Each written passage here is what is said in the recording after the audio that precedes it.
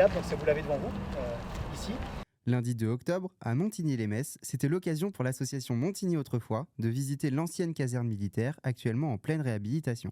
Autour de Metz, 117 friches sont réparties sur plus de 1000 hectares. Ces espaces, généralement abandonnés, s'offrent parfois une nouvelle vie.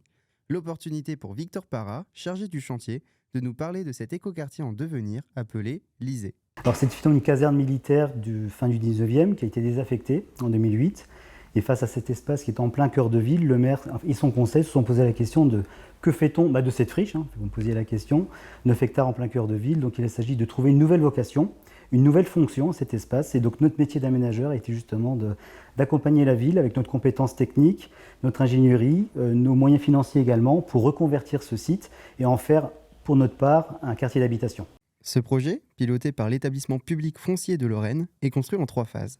La première étant la réhabilitation de la friche, la deuxième la livraison du parc central et la troisième la livraison des derniers logements.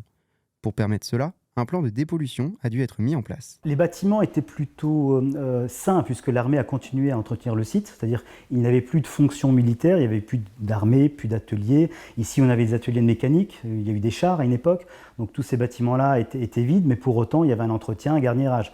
Donc c'était une charge pour l'armée, mais surtout pour une verrue en quelque sorte pour la commune, parce que quand bien même les bâtiments étaient plus ou moins propres, ils n'étaient pas affectés, ils n'étaient pas utilisés, et donc il s'agissait quand même de trouver une vocation pour ce site.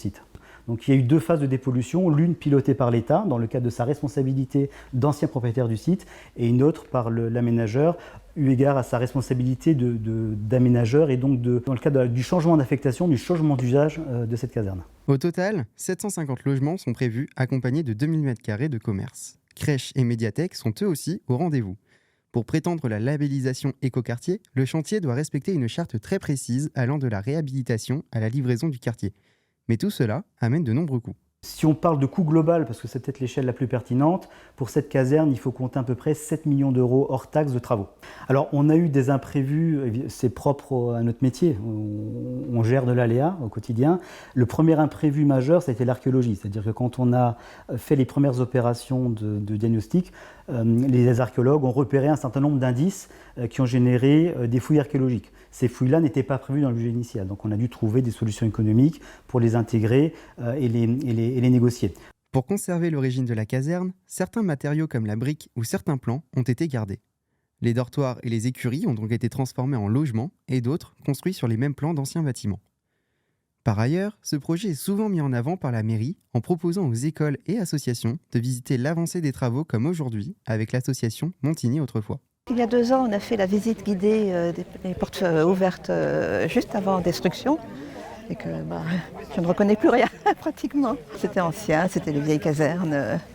Mais en fait, c'était intéressant parce qu'on voyait un peu la vie des militaires à l'époque.